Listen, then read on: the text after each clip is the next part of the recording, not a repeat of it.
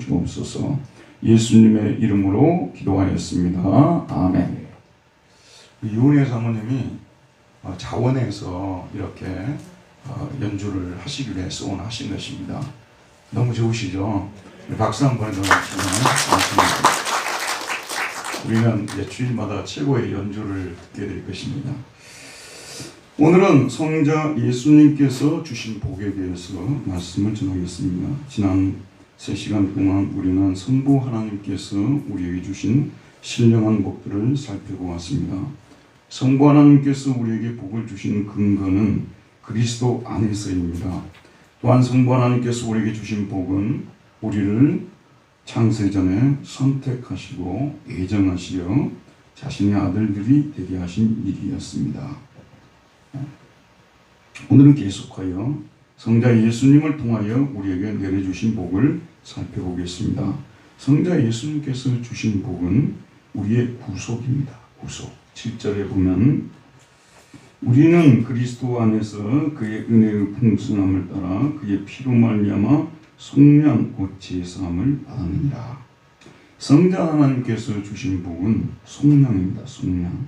지금 우리가 가지고 있는 개역 한글 성경은 속량이라고 번역하는데 이전에 개역 개정에서는 구속이라고 번역했습니다. 구속이라고 번역했어요. 영어로는 리뎀션인데 구속, 속량 다 함께 번역할 수 있습니다. 그런데 구속이라는 말부터 한번 생각해 봅시다. 우리말 구속은 한자에서 유래된 것으로 두 가지 내용을 가지고 있습니다. 먼저 범인을 구속했다고 할 때 구속입니다. 한자 잡을구예요. 묶을속.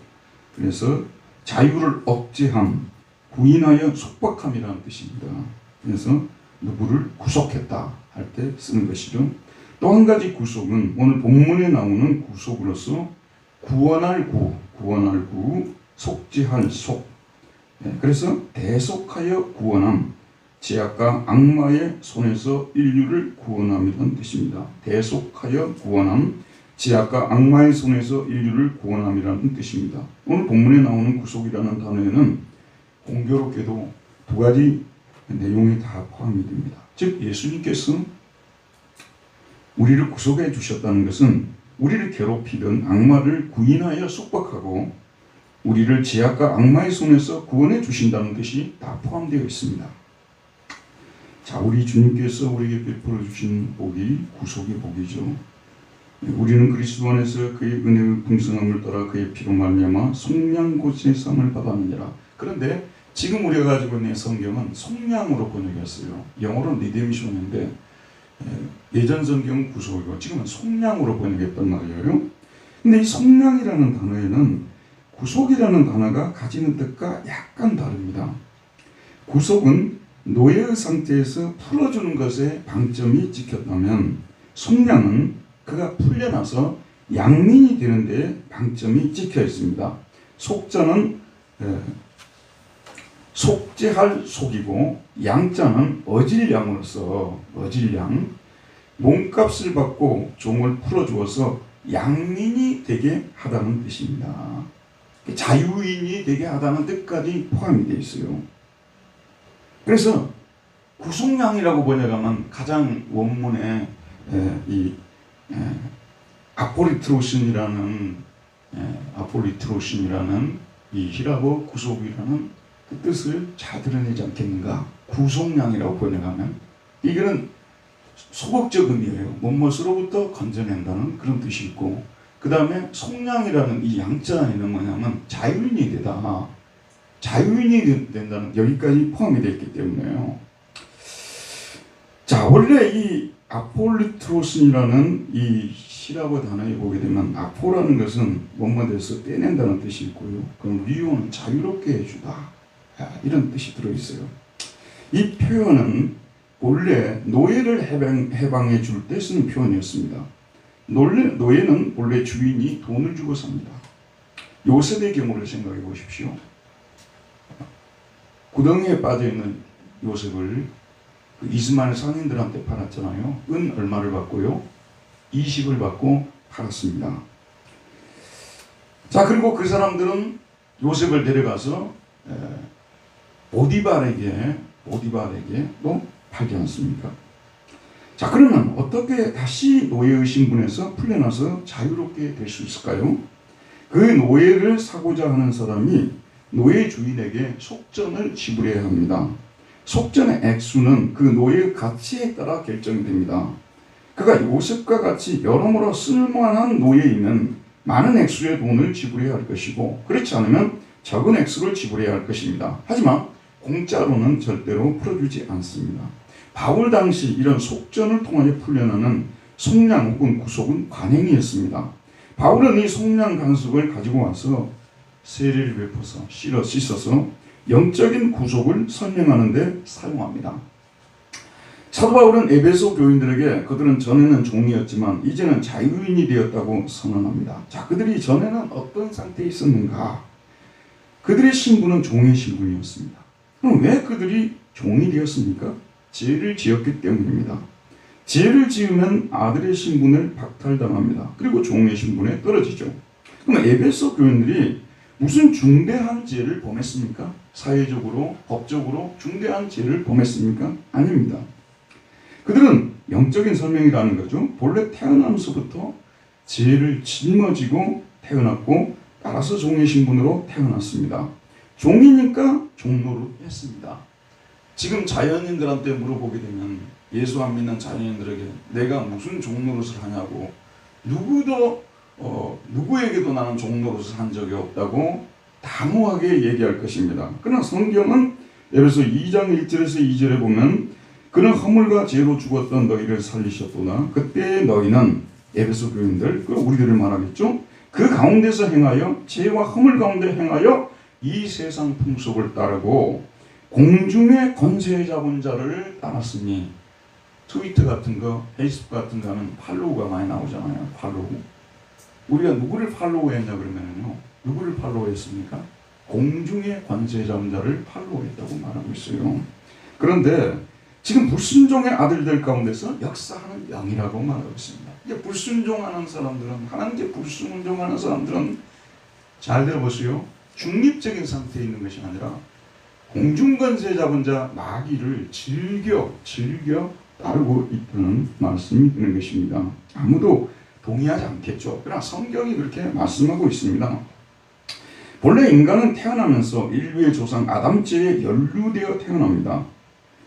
하지만 냉정하게 생각해 보게 되면 아담이 지은 죄는 아담이 지은 거 아니겠어요? 근데 그는 하나님께서 선악을 알게 하는 나무의 실과를 따먹지 말라, 따먹으면 정령 죽으리라고 명령했지만 마귀의 꼬임에 빠져 하나님과 같이 된다는 그 말에 쏠게 돼가지고 그 열매를 보니까 보암직도 하고 먹음직도 해서 선악을 알게 하는 열매를 따먹고 하나님의 형벌을 받았습니다. 그런데 이 아담의 죄가 그 후손들에게 유전을 통하여 전가된다는 것이 성경이 가르치는 내용이고, 우리 초대 교부들, 그리고 종교개혁자들, 정통교회에 신학을 했던 분들이 모두 전해주고 있습니다. 그럼 왜 아담이 지은 죄가 그 후손에게 전가되어야 합니까? 그래서 초대교회 때부터 이미 많은 사람들이 반론을 제기했어요. 예를 들면 영국의 수도사로 있다가 로마에 와서 활동하던 로마교회 장로를 지냈던 펠라기우스라는 사람 같은 경우도 아담죄는 아담죄지 왜 아담이 지은 죄가 우리에게 전가가 되어야 되느냐 문제 제기를 했어요. 그래서 그 사람이 많은 책들을 써내고 아우구스티누스까지 당대 교회를 지배하던 아우구스티누스하고 결국 논쟁까지 벌이게 되는 그런 상황에 들어가게 되는데, 정통교회는 전가교리, 아담의 죄가 후손들에게 유전을 통해서 전가된다는 그런 결론을 내리게 돼서 우리도 그렇게 믿고 있습니다. 자, 왜 전가가 됐냐? 아담은 우리 인류의 대표로 지음받았기 때문입니다. 성경은 그의 대표성을 분명히 전하고 있습니다. 그러므로 한 사람으로 말미암아 죄가 세상에 들어오고, 아담 한 사람으로 말미암아 죄가 세상에 들어오고, 죄로 말미암아 사망이 들어왔나니 이와 같이 모든 사람이 죄를 지었으므로, 아담이 죄를 지었는데 모든 사람이 죄를 지었다고 말하고 있어요. 사망이 모든 사람에게 이르렀느니라. 그러나 아담으로부터 모세까지 아담의 범죄와 같은 죄를 짓지 아니한 자들까지도 사망의 왕노로다 했나니 아담은 무실자의 모형이라. 그러니까 아담과 같은 죄를 범하지 않은 사람들에게도 아담의 죄가 유전이 되었다는 그런 말씀이죠. 왜 그렇습니까? 아담이 우리 인류의 대표로 지음을 받았기 때문이에요. 아담은 우리 인류의 대표 선수였다 그런 말씀이죠. 올림픽을 생각해 보시기 바랍니다. 여러분들이 좋아하는 야구 경기가 열리고 있어요. 그 야구 경기에서 우리나라 선수들이 이겼습니다. 우리 국민이 이긴 거예요. 왜냐하면 그들은 우리를 대표하는 사람들이기 때문에. 패배했습니다. 우리 국민이 진 거예요. 그들은 우리를 대표하는 사람들이기 때문에 그런 것입니다. 확실히 인류의 대표였던 아담의 죄가 우리에게 유전이 되었습니다. 그래서 우리는 태어나면서부터 아담의 죄를 가지고 태어납니다. 잘 들으세요, 여러분. 이게 이제 성경이 설명하는 방식이에요. 사람들은 자기 방식대로 다 설명하죠. 성경은 그렇게 설명합니다. 그래서 아담이 물려준 이 죄를 아담죄라고도 말하고 최초죄라고도 말하고 그 다음에 유전죄라고도 말하고요. 유전죄라고 앱신들에서 유전죄. 그 다음에 여러분이 잘 알고 있는 원죄. 원죄는 오리지널 씬 아니에요. 이 오리지널이라는 이 말이 뿌리에서 나온 말이거든요. 이게 뿌리죄. 인간이 태어나면서 가진 뿌리죄. 우리들이 개개인이 짓는 모든 죄들은 이 뿌리죄로부터 나오는 거예요. 그래서 우리 개개인이 짓는 죄가 있고 아담이 물려준 죄가 있어요. 빚으로 말하자면 성경은 죄와 빚 있잖아요. 이걸 죄와 빚을 교보적으로 사용을 합니다.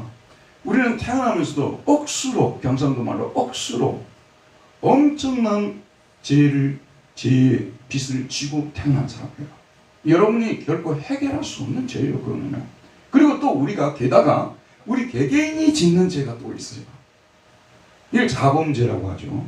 원죄가 있고 자범죄가 있어요. 그러니까 저와 여러분은 원죄에 연루되어 있고 자범죄까지도 짓고 살아온 사람들이었다는 말씀이 드린 것입니다. 자, 여러분, 제가 늘 말씀드리지만 이 죄라는 것은 우리 인간을 가만두질 않아요.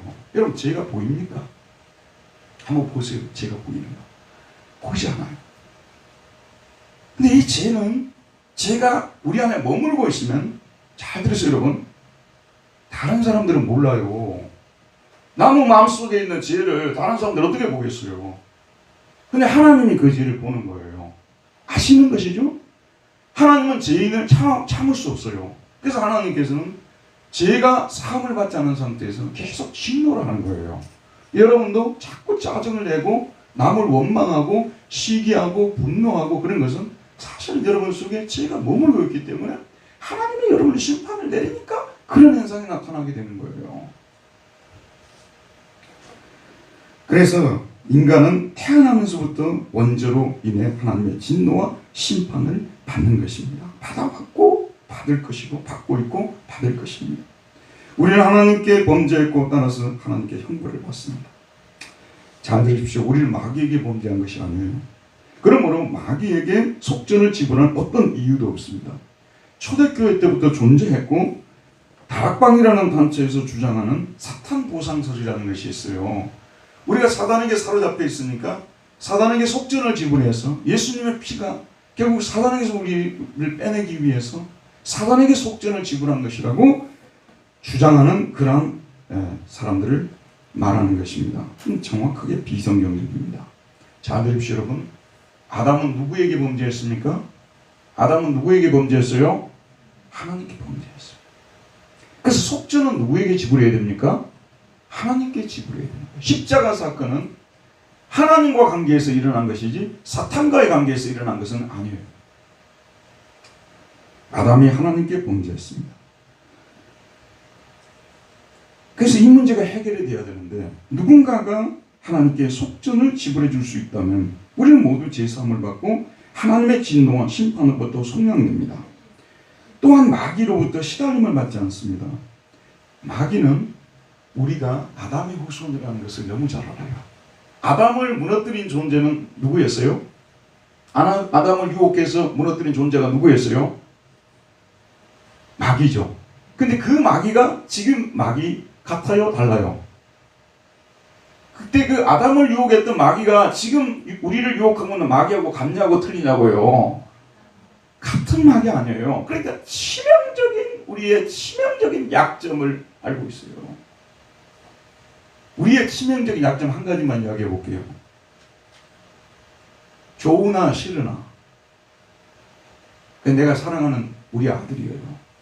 좋으나 싫으나. 그런데 누가 와가지고 우리 아들을 갖다가 사정없이 깎아내려버려요. 거기서 아멘하고 주의 뜻입니다, 감사합니다 인간은 한 사람이라도 있다 없다? 대답해 봐요. 다른 것은 참아도요, 자기 사랑하는 자녀를 모독하는 것을요 참을 수 있는 그런 사람 아무도 없어요. 명예와 소유, 욕망, 여러분, 인간은 그런 존재거든요. 마귀가 그걸 너무 잘 알아요. 그걸 콱 찌르면은 넘어지지 않는 인간이 없는 것이죠. 그래서 우리가 하나님의 앞에 죄를 범하게 되면 마귀는 그때부터 우리를 놀려먹는 거예요. 그리고 우리를 조롱하고요, 우리를 욕되게 하고요, 우리를 비난하고요, 우리를 정죄하고요. 그래서 우리가 하나님께 범죄했는데 마귀에게 우리가 끌려다니고 고통을 당하는 거예요. 범죄는 누구에게 했어요? 마귀에게 한 게 아니에요. 하나님께 했는데도 불구하고 마귀가 범죄한 우리를 노예로 삼아버리는 거예요. 그래서 우리는 마귀에게 끌려다니고 마귀가 시키는 대로 하고, 범죄한 인간일수록 마귀 같은 모습이 더 많이 나오는 거예요. 범죄하면 할수록 마귀의 모습이 더 많이 나오는 것은 마귀가 그 사람을 사로잡기 때문에 그런 것입니다.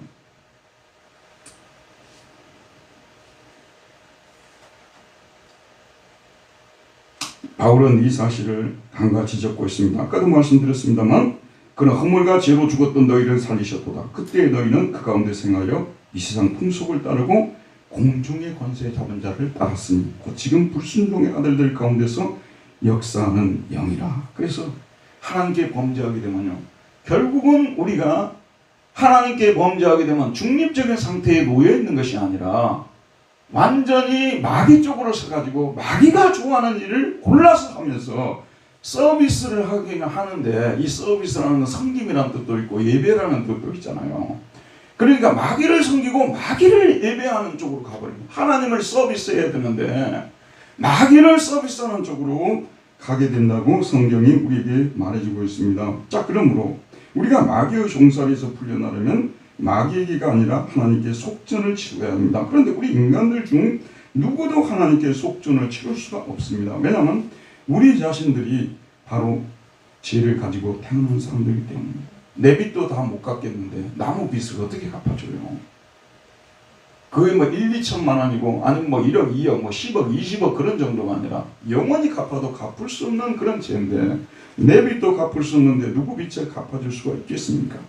그래서 하나님이시면서 알아서 죄가 없으시면서 인간이 되신 가드맨이죠.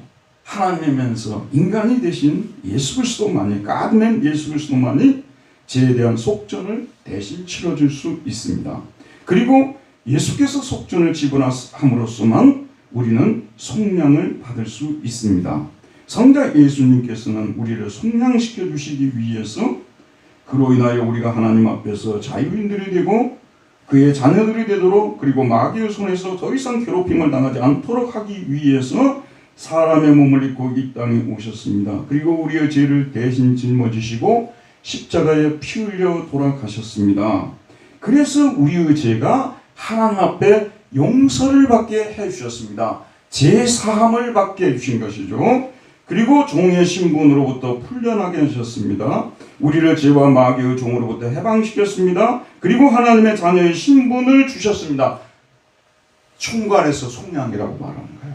자, 여러분과 저는 예수 그리스도 안에서 예수 그리스도를 믿음으로 말미암아 속량을 받은 사람들입니다. 저와 여러분들은 모두 구속을 받은 사람들입니다. 아시겠죠, 여러분? 구속 곧 속량을 받은 사람들이라는 것을 명심하시길 바랍니다. 그런데 여기에서 우리가 주목해야 될 부분이 있어요. 이게 뭐냐면, 속량을 받았는데 이 속량을 성경은 뭐라고 말씀하시냐면 지금 여기에서 누리라고 말씀하고 있어요. 나중에 죽어서 속량을 누리지 말고 지금 여기에서 누리라고 하는데, 좀 재밌는 표현을 말씀드릴게요. 여기 7절 말씀에 뭐라고 나오냐면 그 안에서 7절을 보도록 할게요. 우리는 그리스도 안에서, 그 안에서 그의 은혜의 풍성함을 따라 그의 피로 말미암아 뭘 가지고 있다고 되어 있어요? 속량 곧 제사함을 받았느니라고 되어 있어요. 그런데 이 원문에는 보게 되면 그 안에서 에코멘을 쓰고 있어요. 영어로 have요. We have redemption 이렇게 되어 있어요. In Christ we have redemption. 이게 정확한 이 원문의 번역이에요.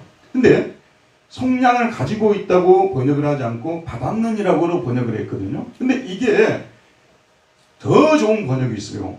속량을 즐기자, 속량을 인조이하자, 누리자 이렇게 번역하는 것이 이 본문에 있어서 너무 좋은 번역이에요. 로마서 5장 1절을 우리 잠깐 한번 보도록 할게요. 제가 한번 찾아서 읽어보겠습니다. 로마서 5장 1절을 보면 이 비슷한 표현이 나오고 있어요. 그러므로 우리가 믿음으로 말미암아 의롭다 하심을 받았으니 우리 주 예수 그리스도로 말미암아 하나님과 화평을 누리자고 되어 있죠. 그런데 영어 성경에 보게 되면 거의 다 enjoy peace with God라고 되어 있어요. 하나님과 평화를 즐기자, 누리자고 되어 있어요. 분명히 여기도 보면 에코멘이요. 똑같은 가지고 있다고 되어 있어요. We have peace 이렇게 되어 있어요. 그런데 enjoy를 번역을 했어요. 제가 말씀드린 건 똑같은 지금 헬라어 똑같은 표현이거든요. 구조거든요.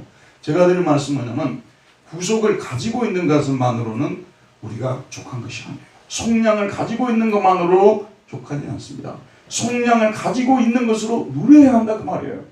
그제 그 아침마당을 보는데 그 노후 설교사 하시는 분이 나오셔가지고 자기 아버지에 대한 간증을 우리 식으로 말하자면 간증을 하시더라고요. 근데 자기 아버지가 죽을 때까지 자기가 가지고 있는 재산들을 하나도 자기를 위해서 누리지 않은 거예요. 그 일기장에다 써놨더라고요. 다 이렇게 써놨어요. 나중에 이제 유언을 하면서 남아있는 너네 엄마는 나처럼 살지 말게 하라고. 가지고 있는 돈으로 여행도 좀 가시고 맛있는 것도 좀 사드시고 좋은 옷도 좀 사입고 그러라고 부탁을 하면서 병원에서 돌아가신 거예요. 여러분 우리가 구원을 받아놓고 구속을 받아놓고 속량을 받아놓고도 인조해하지 못한다면 마귀만 좋아하는 거예요. 제가 설교 시간에 자주 말씀드린다마는 우리나라 그리스도인들은요 인조해야 한다는 것에 대해서 알레르기적인 반응을 가지고 있어요. 구원을 즐긴다는 것에 대해서요 참으로 구원을 즐긴다는 것에 대해서 제가 베를린에서 만난 사람이 있어요. 우리 교회 옆교회 다니는 사람이에요. 김정은 교수인데 그 사람이 이제 그 FV에서 그 자유대학에서 심리학을 전공했어요. 원래 고려대학교 나오신 분이시고 그 사람 뭘 공부했냐면요. 어떻게 하면 잘 놀 수 있는가? 그게 그 사람의 주특기예요. 어떻게 하면 잘 놀 수 있는가? 우리나라 사람들이 하도 놀지를 못하니까 노라고 해도 못 노는 거예요. 노라고 해도 어떻게 놀 줄을 모른다는 거예요. 그래서 이 사람이 노는 걸 전문으로 해가지고 한국에서 떠버렸어요. 여러분도 아시죠? 김정은 교수 대부분 아시죠? 그 저기 강림교회 김선도 목사 아들이에요. 인조에 대해서 우리는 너무 구원을 누린다는 것에 대해서 정말 우리는 누릴 줄을 모르는 사람들을 적어도 여러분 이 땅에 살면서 우리가 받아놓은 구원 모셔만 놓지 마시고요. 날마다 주님께서 같은 저희들 구원해 주셨습니다. 찬양을 하는 것이 누리는 것이에요. 감사하다는 말을 하는 것이 누리는 것입니다. 입을 왜 하나님께서 지으셨습니까? 찬송하고 감사하라고 지은 거 아니겠어요? 여러분 아닌 것은 아니라고 하고요. 그거는 바꿀 것은 바꿔버려야 돼요. 잘못된 신앙, 잘못된 습관은 아무것도 여러분한테 도움이 되지 않습니다. 우리 주님께서 우리에게 주신 것들은 누리려고 하면 우리가 누릴 줄 알아야 되는 거예요. 누리는 방법은 감사와 찬양을 통해서 누리는 것이죠. 베품을 통해서 누리는 거 아니겠습니까? 구원을 나도 받은 이 구원 받지 못하는 사람들을 바라보면 정말 긍휼히 여기는 마음이 생기고요. 눈물이 날 정도가 되어야 되는 거예요. 내가 이 받은 구원을 이 사람은 아직도 받지 못하고 내 어머니, 내 아버지, 내 친척들 중에서 구원을 누리지 못하는 바라보면요. 참으로 너무나 불쌍한 생각이 들어야 되고요. 그래서 그들에게 베풀어서 그들도 구원을 받도록 이 속량의 은혜를 받도록 해줘야 된다는 말씀이 되는 것입니다. 그리고 우리가 속량을 누리는 가운데서 주님께서 지불하신 그 속전에 대해서 우리가 생각해 봐야 돼요. 1,200만은 3, 400만 원, 1, 2억, 30억, 40억, 1조, 2조를 지불하고 우리가 구속을 받은 것이 아닙니다. 그 돈과는 비교할 수 없는 은이나 금같이 없어질 것으로 아니라 그리스도의 보배로운 피를 통해서 구속 곧 제사함을 받았다고 베드로가 말하고 있지 않습니까? 자, 누구의 피로 말미암아요? 우리가 누구의 피를 지불한 거예요? 그의 피로 말미암아 디아두 하이마토스 아우투입니다. 그의 피로 통하여 그의 피로 말미암아. 근데 여기 보면 그의 죽음을 통해서라고 나오고 있지 않고 말미암아라고 나오지 않고 그의 피로 말미암아라고 나와 있어요. 근데 여러분, 모든 종교는요 제사를 드리잖아요. 특별히 원시 종교, 고대 종교일수록 제사를 드리잖아요. 동물들이 많이 죽죠. 근데 거기에 보면 항상 피가 흘려지잖아요. 그래서 이 피라는 말이 소위 교양이 있는 사람들한테는, 우리들은 이제 예수님의 피에 대해서 늘 찬양하고 감사하고 그러지만 피라는 말은 굉장히 그 마음을 기쁘게 하는 말이 아니라 좀 이렇게 거부 반응을 불러일으키는 그런 표현이거든요. 그렇죠, 여러분? 근데 성경은 피를 굉장히 강조를 하는 거예요. 그리고 피를 통해서 구속을 받았다고 말하고 있어요. 속전이 예수의 피라고 말하고 있죠. 그럼 왜 피를 지불해야 됐는가? 이번 주에 여러분 성경 읽기 참여하신 분들 어디 읽으셨어요? 성경 어디 읽으셨어요? 내기를 읽으셨죠. 거기에 보면 무슨 말씀이 나오냐 그러면 육체의 생명은 피에 있습니다. 내가 이 피를 너희에게 주어 제단에 뿌려 너희의 생명을 위하여 속죄하게 하였나니 생명이 피에 있으므로 피가 죄를 속하느니라. 내기에 하나님께서 죄를 속함받기 위해서는 피가 흘려져야 된다는 거, 생명을 속하기 위해서는 피가 흘려져야 된다는 법을 정해놓은 거예요. 이 법을 딱 정해놓은 거예요. 그러니까 우리가 아니 예수님께서 꼭 자신의 피를 흘릴 필요가 있으셨는가? 그 아까우신 분이, 그 귀중하신 분이 다른 것들을 통해서 속함받을 수 없는가? 이 생명은 피로서, 죄는 피로서 속함받아야 된다는 것이 성경이 정해놓은 법칙이라니까요. 이게 신약과도 그대로 연결이 됩니다. 히브리서 9장 22절에 보면 율법을 따라 모든 물건이 피로서 정결하게 되나니 피 흘림이 없이는 사함이 없느니라. 피 흘림이 없이는 사함이 없다고 말씀하고 있습니다. 10장 14절에 보면 예수님은 친히 제사장이 되시고 친히 제물이 되시어 자기 피로 우리의 죄가 사함받게 해주셨다고 말씀하고 있습니다. 오직 그리스도는 죄를 위하여 한 영원한 제사를 드리시고 하나님 우편에 앉으사 그가 거룩하게 된 자들을 위하여 한 번의 제사로 영원히 온전하게 하셨느니라.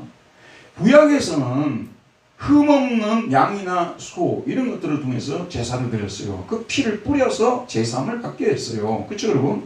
근데 이 신약에서는 뭐냐면 예수님께서 친히 제물이 되셔서 친히 성소에 들어가셔서 친히 제사장이 되시고 친히 제물로 죽임을 당해서 피 흘리셔서 예수님의 피를 뿌림을 통해서 제사함을 받게 하셨다는 말씀이 드린 것입니다. 그뿐만 아니라 예수님의 피를 통해서 죄를 용서해 주는 정도가 아니라 우리가 하나님 아버지 앞에 담대히 나아갈 수 있는 길까지도 열어주셨다고 말하고 있습니다. 그러므로 형제들아, 우리가 예수의 피를 힘입어 우리 예수의 피를 통해서 단지 죄 용서만 받는 것이 아니라 성소에 들어갈 담력을 얻었나니 그 길은 우리를 위하여 휘장 가운데로 열어놓으신 살 길이요 휘장은 고의 육천이라. 또 하나님의 집 다스리는 큰 제사장이 계시며 우리가 마음의 뿌림을 받아 악한 양심으로부터 벗어나고 몸 맑은 물로 씻음을 받았나니 참 마음과 온전한 믿음으로 하나님께 나아가자.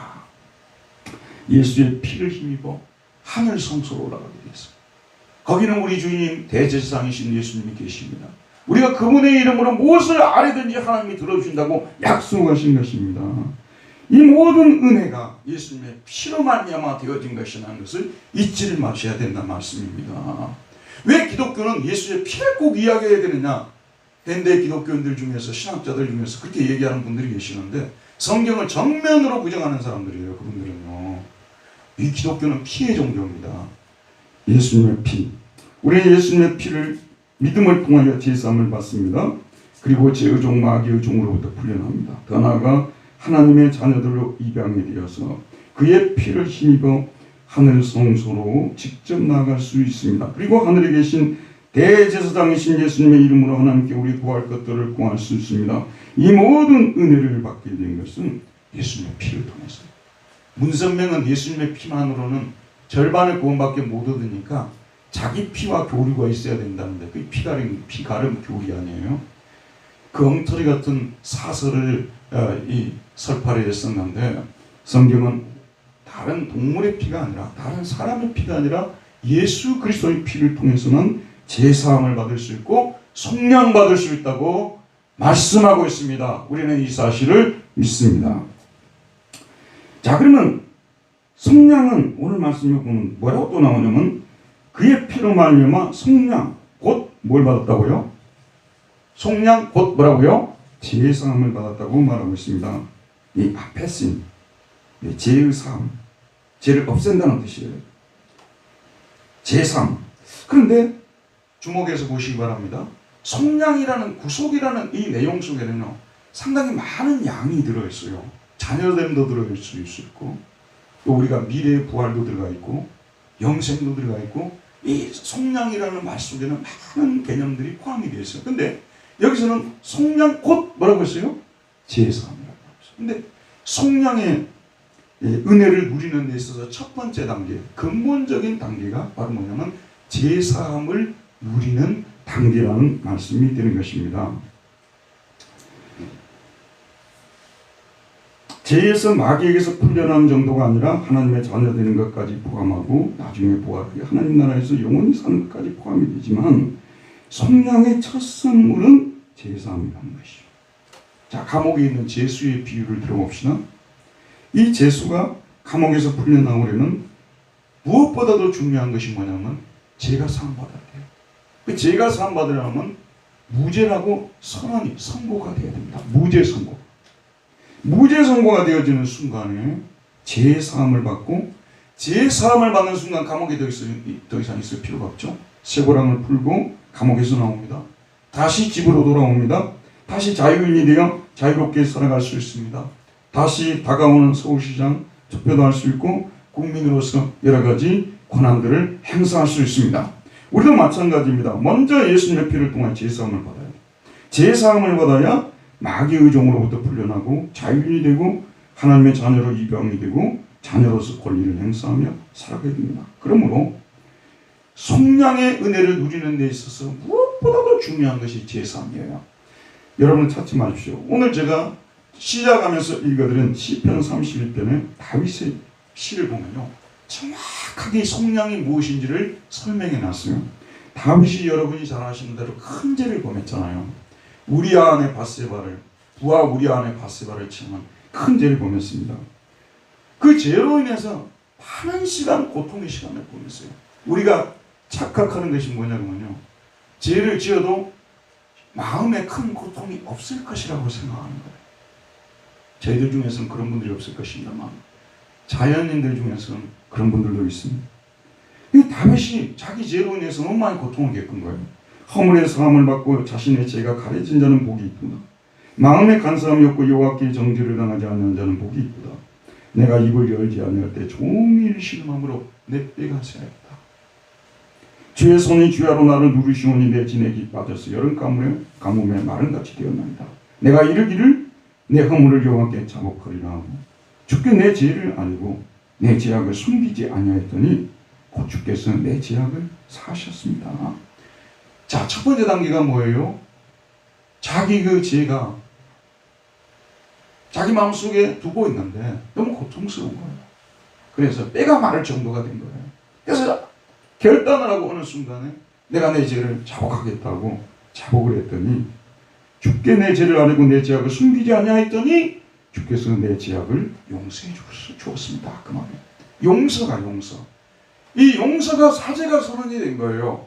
사죄가 선언이 되면서 따라오는 것들이 뭐냐면 이로 말미암아 모든 경건한 자는 주를 만날 기회를 얻어서 주께 기도할지라 진실로 홍수가 범람할지라도 그에게 미치지 못하리라. 여러분 따라해 봅시다. 기도 따라해 보세요. 기도 아무나 하나. 집에다 적어놔요. 기도 아무나 하나. 용서받은 자가 기도할 수 있습니다. 죄가 가로막혀 있으면요 다 거짓말하고 있는 거예요. 자기 기도 생활 한다 그러거든요. 제가 가로막혀 있는 사람은 기도가 안 되게 돼 있어요. 하늘이 막혀버린다니까요. 하늘이 막혀서 기도가 안 되게 돼 있다니까요. 동의하십니까 여러분? 기도가 아무나 하는 게 아니에요.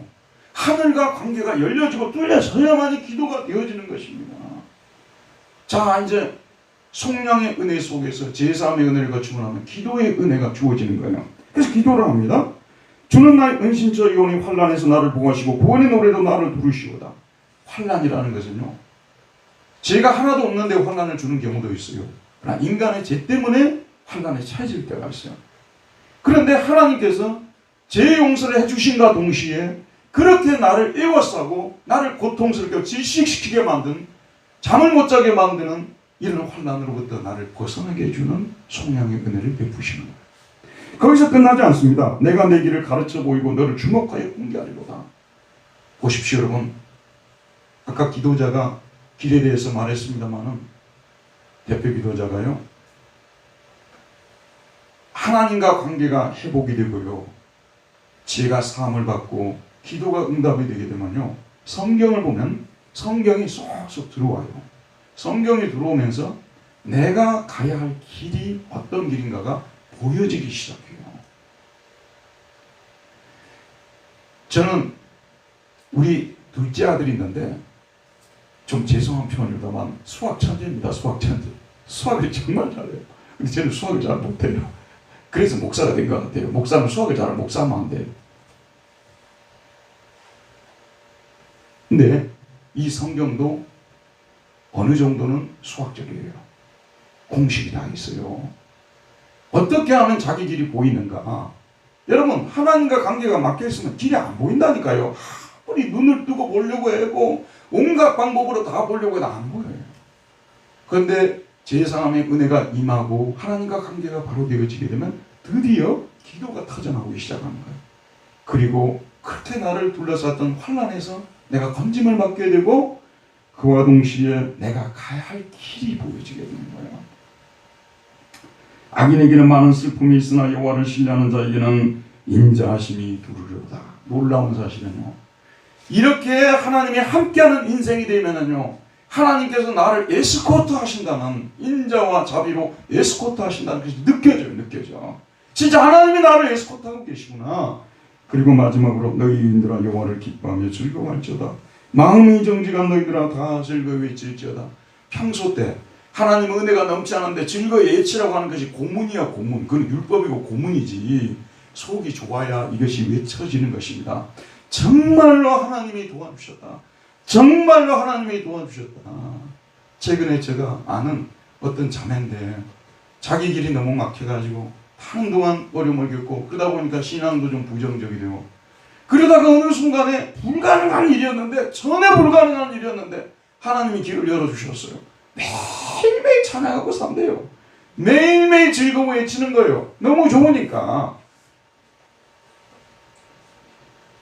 자, 잘 들으십시오. 성령의 첫 단계는 제사함입니다.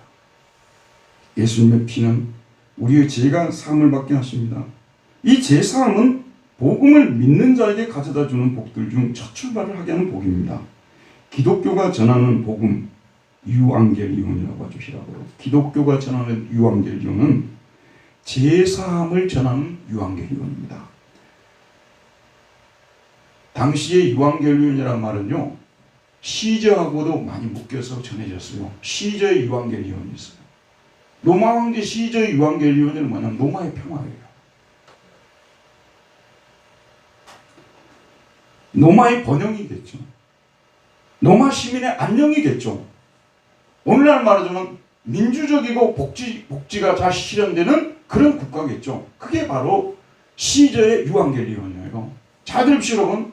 우리 하나님께서 우리에게 예수 그리스도를 통해서, 사도들을 통해서 전해준 복음은 제사함의 복음이라는 거예요. 가끔 가다가 진짜 제가 염려스러운 분들이 있어요. 저희도 염려할 일이 많은데 나무 일 염려를 꼭 해야 되겠냐는 생각을 하면서도 너무너무 염려가 되는 분들이 있어요. 빌딩을 몇 개씩 가지고 산다는 분들을 생각하면 제가 나무 일이지만 너무 너무 염려가 돼요. 몇 천억 원의 재산을 가지고 있는 사람들을 보면은요, 너무너무 염려가 돼요. 왜 염려가 될까요? 그리스도인으로서 너무 많은 재산을 가졌어요. 저는 속으로 그런 생각이 들어요. 그 사람이 진짜 하나님께 기도가 될 수 있을까? 달만 지나면 곳곳에서 점포들에서 돈이 억수로 들어와가지고 보통 1, 20만 원도 아니고 3천만 원, 5천만 원, 1억씩 세를 받고 살고 그러는데 참 하나님 앞에 이렇게 기도를 하려고 하는데 기도가 될까? 여러분 어떻게 생각하세요? 저는 확신이 없어요.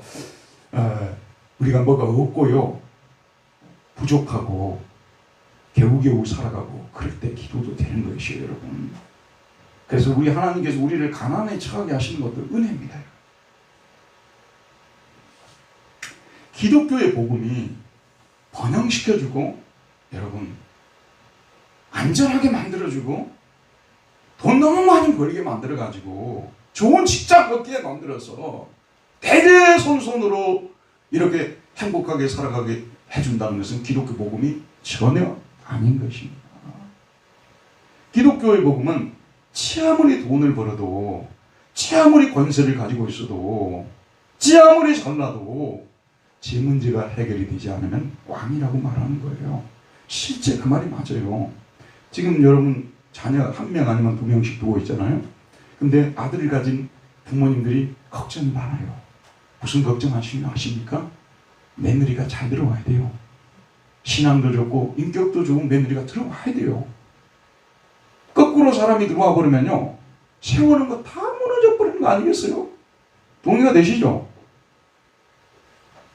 기독교인은 착한 사람이라는 말이요, 착한 사람이 곧 기독교인이란 말은 성립되지 않을 수 있지만 기독교인은 착한 사람이라는 이 말은 성립이 되는 거예요. 여러분, 기독교 하나님을 잘 믿는 사람들을 며느리로 또 사위로 이렇게 얻으시길 바랍니다. 주의 이름으로 축원드립니다. 마음속에 시기와 질투가 가득 차고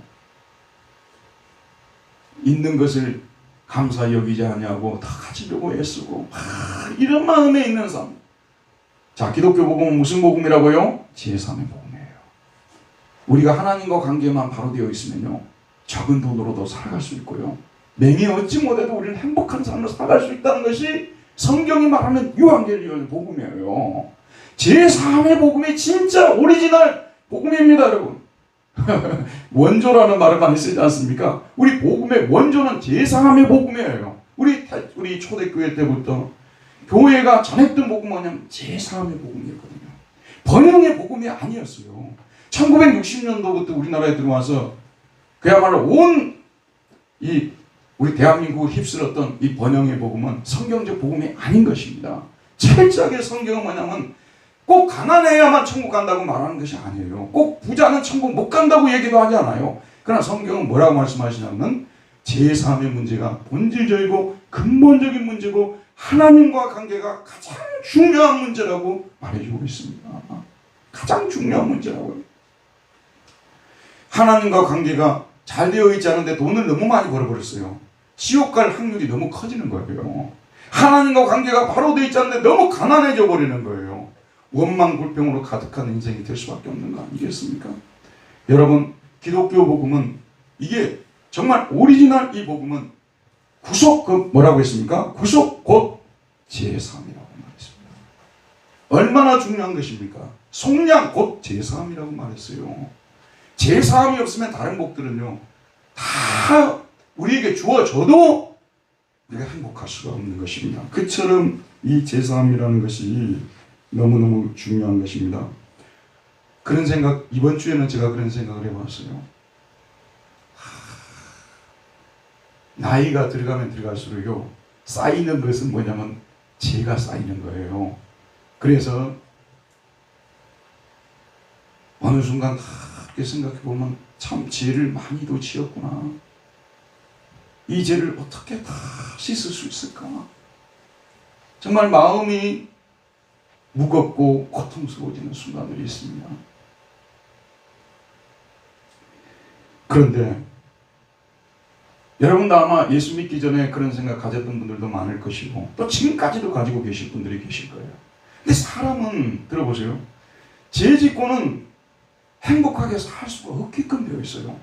이 사실을 가장 인류 역사 속에서 가장 우리에게 와닿게 말해주는 사람은 도스토옙스키, 러시아의 문학가 도스토옙스키입니다.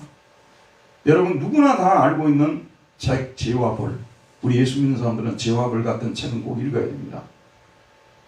죄 짓고는 행복한 인생을 살아갈 수가 없어요. 제가 지난주에 까라마초프의 형제들을 읽었는데 거기에 보면 조시마 장로라는 사람이 나와요. 그 사람이 자기 젊은 시절에 자기가 왜 수도원에 들어오게 됐는지, 러시아에서 가장 존경받는 수도원장이 되었는데 어떻게 해서 자기가 수도원으로 들어오게 되었는지 그 이야기를 쭉 하는 과정에서 이 사람이 수도원으로 들어가야 되겠다고 하고 정말 예전에 군인으로서 못되게 살았던 사람을 다 청산하고 정말 착하게 바르게 사니까 사람들이 이 사람한테는 막 오는 거예요. 그 중에 예전에 관리를 지냈던 부인데 지금은 굉장히 부자예요. 근데 이 사람이 시도새도 모르게 누구를 살인했어요. 시도새도 몰라요. 몇 년이나 지났는데 아무도 모르고 다른 사람이 죽였다고 지금 억울하게 누명을 쓰고 들어간 사람이 있는 거예요. 자기는 거기서 완전히 벗어났다고 하고 있는 거예요. 근데 이 사람이 이제 계속 이 조시마 장로 이 사람하고 계속 대화를 나누는 가운데서 정말 자기 인생은 인생이 아니라는 거예요. 자기 손주들을 바라볼 때도 못 바라보고 있고, 그래서 맨날 며칠 동안 고통을 겪다가 결국은 자기가 스스로 가서 자수를 합니다. 자기가 증거물을 다 가지고 가고 자기가 범인이라고 자백을 하고 자수를 하고, 그래서 감옥으로 들어가서 그 재해를 하면서 조심하지 않고 눈물을 흘리며 기뻐하는 모습이 나오고 있습니다. 남의 일이 아니에요, 여러분. 지금 우리가 잘 알아야 됩니다. 예전에요, 이런 표현 한번 들어볼게요. 시골에 살 때 목욕을 하기가 굉장히 힘이 들었어요. 너무 추우니까 목욕하기 어려워가지고 몇 달 동안 목욕 안 하는 것은 그냥 일반적이에요. 근데 꼭 목욕할 때가 있어요. 언제냐면 설날 돌아올 때. 설날 돌아올 때 목욕을 하는데 자기 몸에 때가 그렇게 많은 줄 몰랐던 거죠. 우리가요, 너무 하나님과 관계에서 죄를 많이 짓고 살면요, 내가 정말 깨끗한 사람으로 생각이 들어요. 내가 큰 죄를 안 짓고 사는 모습. 그래서 남이 막 죄 때문에 운다 그러면요, 죄가 많기도 많은가 보구나 그러고 있는 거예요. 자기 죄가 지금 묵은 때처럼 얼마만큼 자기 속에 쌓여있는지조차 모르는 것이에요. 이 죄 문제가 해결이 안 되면요, 그래서 죄 문제가 해결이 되게 되면은 뭐가 있고 없고가를 떠나서 우리 마음이 편한 거예요. 우리가 드디어 행복해지는 거예요. 우리가 적은 소유를 가지고 행복해할 수 있고요, 많은 소유를 가지고 그것으로 이웃을 구제하려고 막 찾아다니면서 구제하게 되고요. 진짜 행복한 삶이 펼쳐집니다. 무엇을 통해서요? 제사함을 통해서. 그래서 구속 이퀄 제사함이라고까지 말해버린 거예요. 구속 속에는 더 많은 것들이 들어있지만 제사함이 없으면 아무것도 그 다음에 주어지는 복들이 우리에게 주어지지 않기 때문에, 그래 우리가 어떻게 제사함을 받을 수 있습니까? 예수 그리스도의 보배로운 피를 통해서만 우리가 제사함을 받을 수 있습니다. 여러분은 이미 예수 그리스도의 피를 믿으신 분들인 줄 믿습니다. 그래서 우리는 여전히 죄를 짓고 있음에도 불구하고 우리 속에 이 죄책감이 사라져 버렸어요. 독일말은 참, 제가 오늘 설교를 짧게 하려고 했는데 오늘은 내가 설교 짧게 해서 교인들한테 칭찬 많이 받겠다고 막 노래를 부르고 왔어요. 그랬는데 또 설교를 하다 보니까 길어져 버렸네요. 이거 또 이게 우리 집사람이 항상 설교 좀 짧게 하라고 막 그러는데, 독일말로는 죄를 갖다 쥰데라고 해요. 쥰데. 그리고 이 죄책을 뭐라고 하냐면 죄책이라고 하잖아요. 그 슈트라고 해요. 근데 이 슈트라는 말을 사람들이 굉장히 많이 씁니다. 채무를, 빚을 질 때 이 빚을 슈트라고 해요.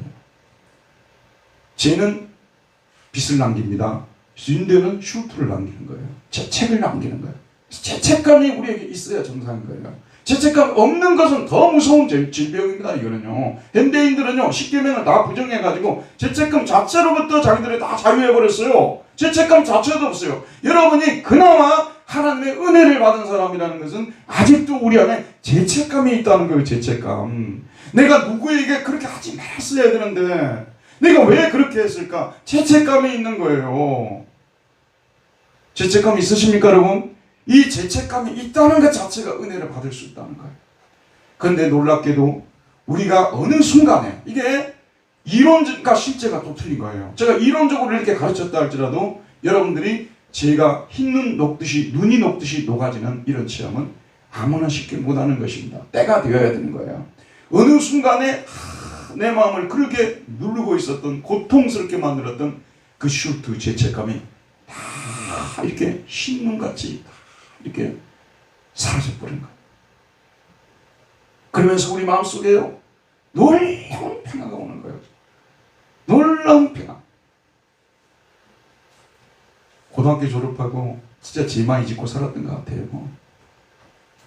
어느 순간에 바람이 불어오는데 갑자기 교회를 가고 싶은 거예요. 그런데 하나님께서 해결을 시키는데 그냥 거의 한 달 동안을 눈물로 지셨습니다. 그런데 그때 가끔씩 제가 간증합니다만 어떤 일이 있었는 줄 아십니까? 우리 예배당이 저 꼭대기에 있어요. 언덕 꼭대기에 있습니다. 근데 우리 집이 밑으로 내려오는데 꼭대기에서 탁 내려오는데 석양을 보는데요. 이 석양을 해가 떨어지는 거 아니에요. 석양을 보는데 신천신지가 따로 없더라고요. 새하늘과 새 땅이 바로 이거구나. 여러분 우리 속이요 씻음을 받고 나면요 그야말로 이 세상이 신천신지로 보여져 버리는 거예요. 결론을 맺겠습니다. 우리는 다른 건 몰라도요 진짜 제3의 은혜를 받아야 됩니다. 우리의 죄가 너무 많이 쌓여가지고 내가 죄가 있는지조차 없는지조차 모르는 그런 상태 속에 저를 비롯해서 우리 현대 그리스도인들은요 거의 다 그런 상태에 들어와 있어요. 그래서 현대 그리스도인들 중에서 자기 죄 때문에 눈물을 흘리는 사람은요 정말 찾기가 어렵습니다. 우리가 이런 시대에 살아가고 있습니다. 그리고 또 한 가지 봅시다.